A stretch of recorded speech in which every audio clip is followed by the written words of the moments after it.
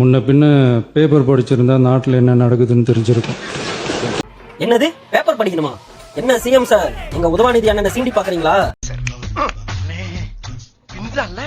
எங்களுக்கு பேப்பர்லாம் படிக்க தெரியாது, வேற என்னென்னலாம் பண்ண தெரியும் நான் சொல்றேன் பாருங்க. எங்க உதவாநிதி அண்ணனுக்கு ஆபாசமா பேச தெரியும். என்னது லேடிஸ் மேட்டரா?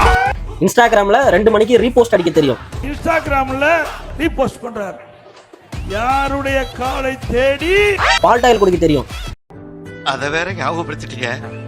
நெஞ்சமெல்லாம் பொண்ணு அறக்கு தம்பி. மரத்தான் ரேஸ் வச்சீங்கன்னா அசம்பிளில இருந்து ஃபர்ஸ்ட் ஆளா வெளியில ஓட தெரியும். இதெல்லாம் தெரியறப்ப நீங்க வந்து பேப்பர் படிக்க சொன்னீங்கன்னா என்ன சார் இதெல்லாம் நியாயம்? என்கிட்ட போய் இந்த மாதிரி கேள்வி எல்லாம் கேட்டா எனக்கு எப்படிங்க தெரியும்?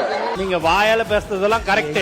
அதெல்லாம் நீங்க உங்களுடைய காலத்துல நாங்க தான் சொல்றோம்ல, நீங்க நிரூபிங்கன்னு சொல்றோம். நீங்க பில்லுக்குன்னு சொல்றீங்க, அதுக்கு இந்த மாதிரி பில்லுக்கு கொடுத்தாங்கன்னு சொல்லுங்க. அது ஏன்னா பழக தோஷமா இருந்திருக்கலாம்னு நான் நினைக்கிறேன். ஆனா வாதாண்ணா என்னன்னா, ஆல்ரெடி எல்லாம் ரேக்கிங் பண்ணிட்டு இருக்கீங்க, நீங்க வேற திரும்ப திரும்ப அப்பாவை காணோம் ரேக்கிங் பண்றீங்க. பார்த்து கொஞ்சம் பண்ணி விடுங்கண்ணா. அவரும் உங்க அப்பாவுக்கு மட்டும்தான் தெரியும், உங்க அப்பா கிட்ட தான் கேட்கணும். எனக்கு தெரியாது. அப்பாவை இங்க காணோம், வீட்டுக்கு போய் உங்க அப்பாட்ட கேளுங்க. அப்புறம் திரும்ப எப்பயும் போல மரத்தான் ரேஸ்ல இருந்து ஓடுற மாதிரி அசம்பிளில இருந்து ஓடுற போறாரு.